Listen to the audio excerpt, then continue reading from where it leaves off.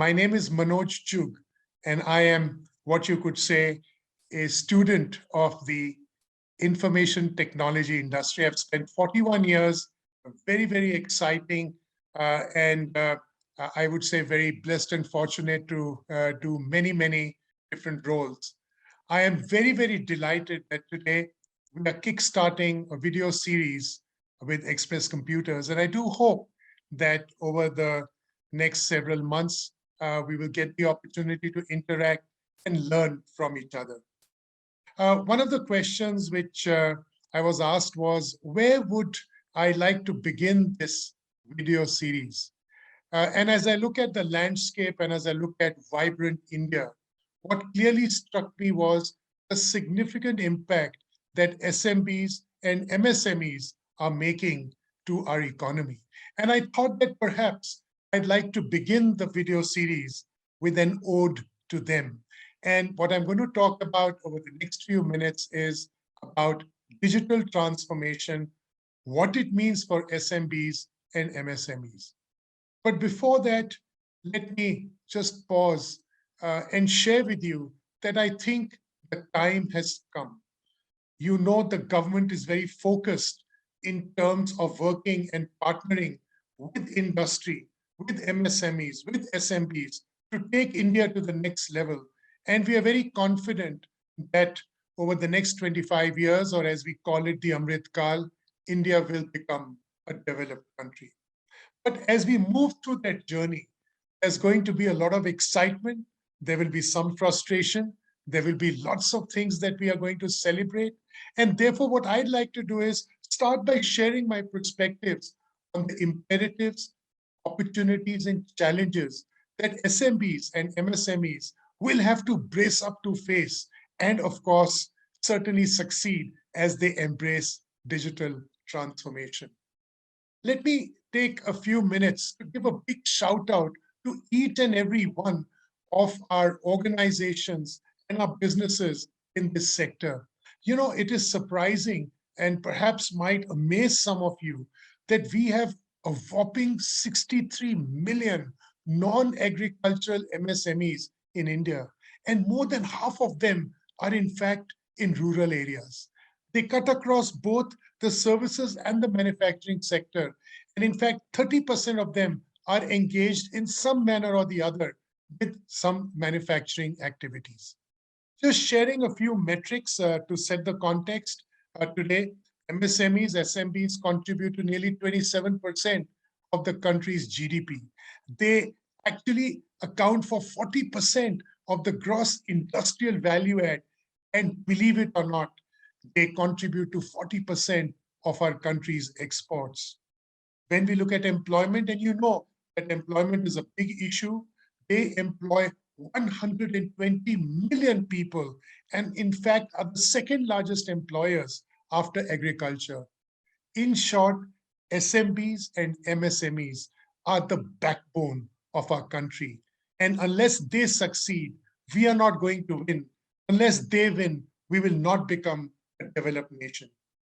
Whilst their contribution from a quantitative perspective is certainly very impressive, what they do to enable socio-economic development is certainly very laudable.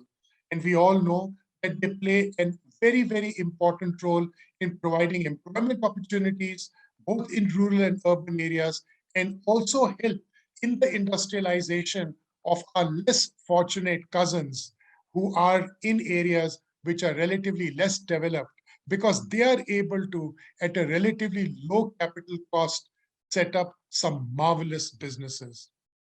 While in the past, it was good enough for organizations to maybe focus on manufacturing and find ways of selling their products. However, given the fast-changing environment, I guess the time has come when it is critical and important for them to adopt digital for business success. This calls certainly for a change in strategy, because you have to engage with the external world. You have to engage with new age customers, new age demands, new ways of manufacturing.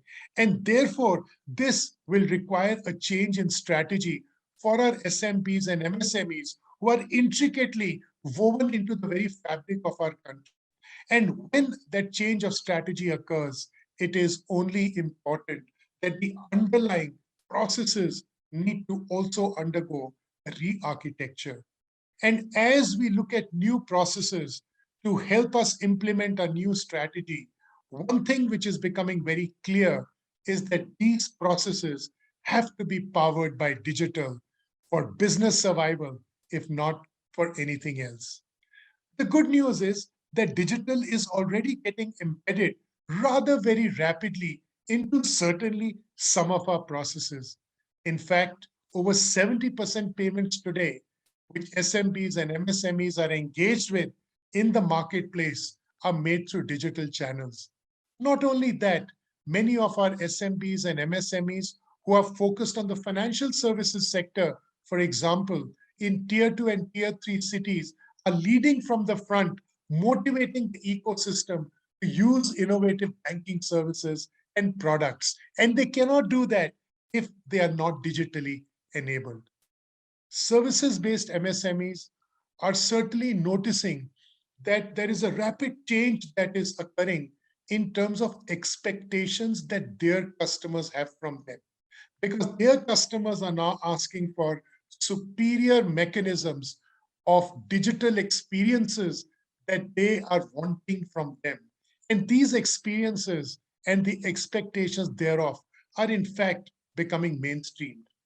If you look at the manufacturing oriented organizations, they need to absolutely tightly integrate into the digital supply chains of larger industries, and that is becoming imminent and mandatory.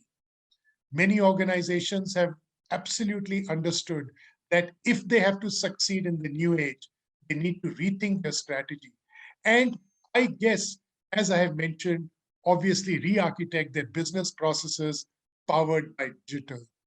And the good news is when we move to digital processes, it also helps us to add resiliency to our businesses. So in a way, you're going to kill two birds with one stone. So what are the key drivers of digital adoption? Why is it that they have to embrace this brave new world, if you will? I've spoken about a few areas. Let me delve into a few more. The first, of course, is a demand from institutional customers, particularly from those organizations which are focused on manufacturing, where they need to now tightly integrate into the ERP systems of their larger industrial customers. And therefore, if you have not automated enough, there is no way you can integrate into your customers' ERP systems. Therefore, organizations have to look at a whole new way of automation, whether it is in the area of sourcing, of packaging, production planning and control, quality, safety, all aspects have to be reimagined. The good news is there are very good organizations, there are very good systems integrators who can help you to take your manual processes and convert them into automated processes.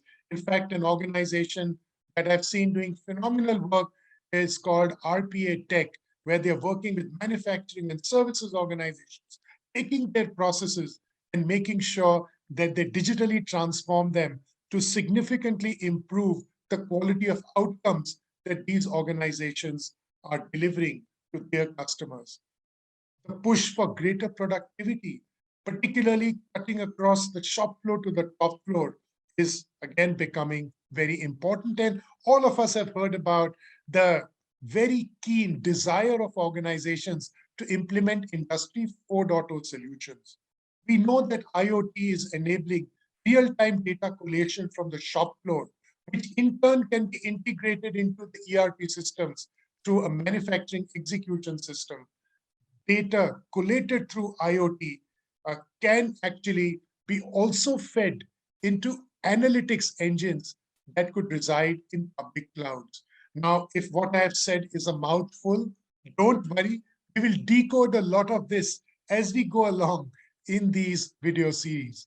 And I'm sure that analytics engines running on the public cloud will in turn help us to drive improved machine productivity, uptimes, and certainly more improved proactive maintenance cycles, so that at the end of the day, it gives us a very, very solid return on our investment. The third area is expectation of superior customer experience. And certainly from new age customers, particularly the expectation from organizations that they're working with. They don't care whether it's an SMB or an MSME. The fact is they want fantastic customer experiences. And that is, again, a very big driver to move to digitally enabling our own businesses to serve our customers better.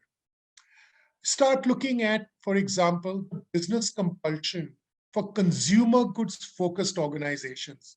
They have to engage with the market and access new customers. Where are they going to get these customers? They are going to get them on e-commerce platforms or D2C platforms. Just not only that, but also look at the fact that they now have to start understanding their own customers' journeys. If they have to drive stickiness while going on to these e-commerce platforms, because unless they do that, they will not be able to enable steady revenue streams for themselves. So I think whether it's a manufacturing organization, whether it's an organization focused on services, whether it is somebody who's in consumer goods, whether it is somebody who's in industrial products or as an intermediary, the fact is that unless we digitally enable ourselves, it's going to be very, very difficult to succeed in the future. Now, let's look at potential possibilities as we look at India over the next 25 years. We know that innovation and the resultant need to reinvent the entire ecosystem provides huge opportunities. I'll give you a simple example. Let's talk about EVs. EVs spawn whole new industries, starting from battery technology to charging to many others. Look at areas like energy transition. What about renewables? All of these will open newer and newer opportunities for MSMEs and SMBs.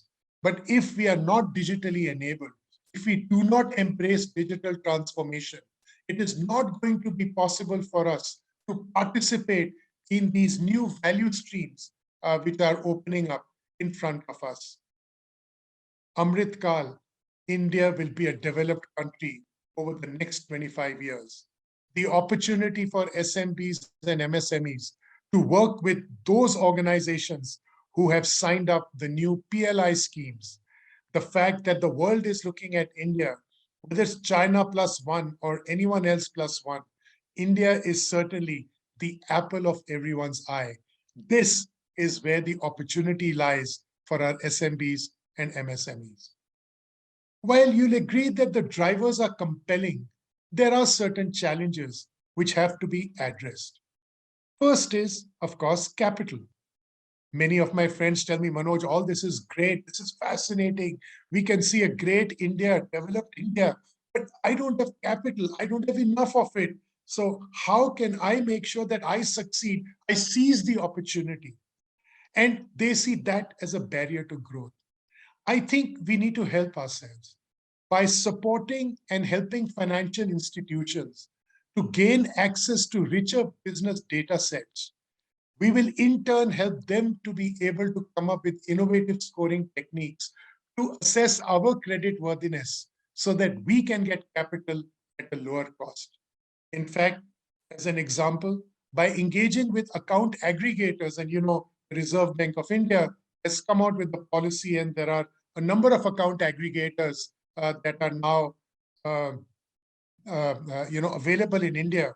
These account aggregators can collect and share financial information from entities that store consumer data at one end, and then what they do is their ability to provide the right level of information so that they can help deepen the availability of credit at lower costs.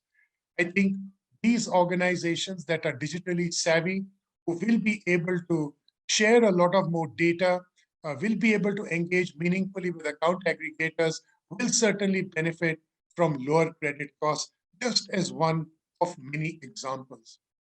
The second, and I think a very, very oft spoken of example, relates to the lack of multifunctional IT teams. Talent is certainly a big issue, and this area cannot be swept under the carpet. There are several approaches that can be taken. This includes, for example, working with local academic institutions, helping them create bridge coursework, if you will, so that the students who graduate out are more closely aligned with the needs of industry. The second is to partner with startups. We have a very, very, as you know, vibrant startup ecosystem.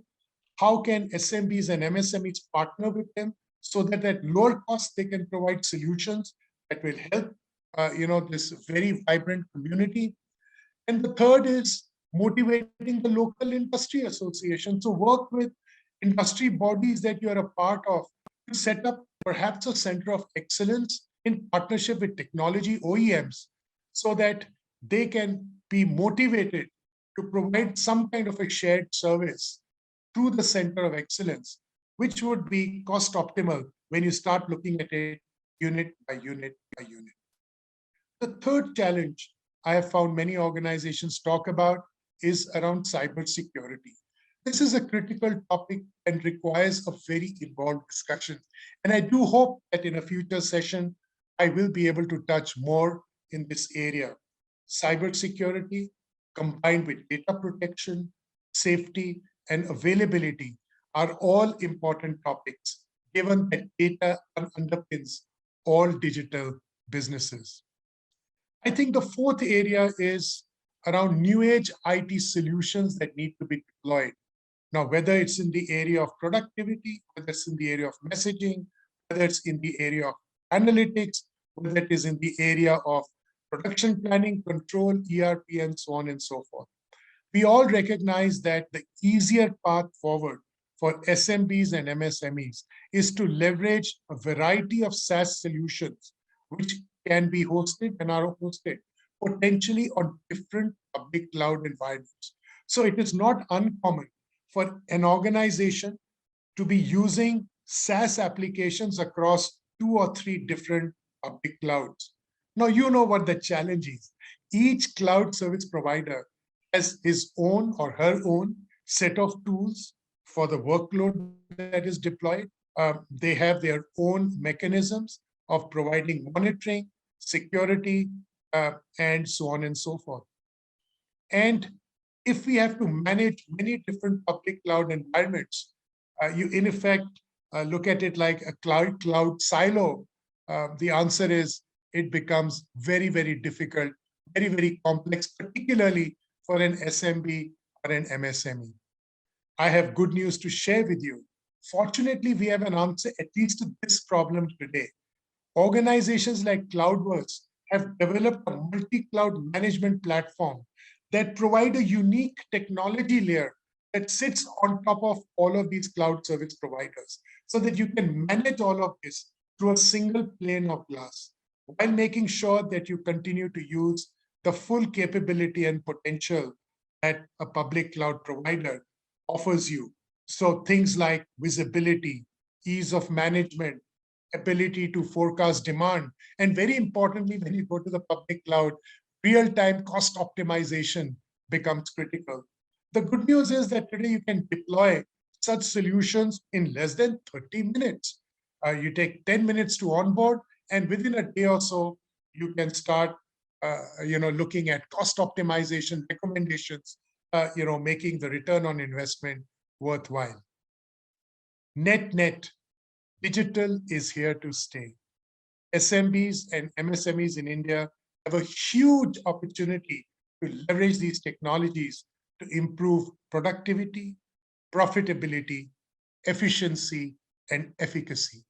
The entire ecosystem can come together to play a constructive role to help them succeed. Our dynamic startups, academic institutions, industry bodies all have an important role to play.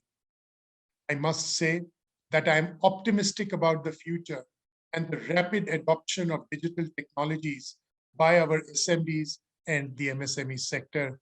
More power to you. May your tribe increase. All the very best. Thank you for listening.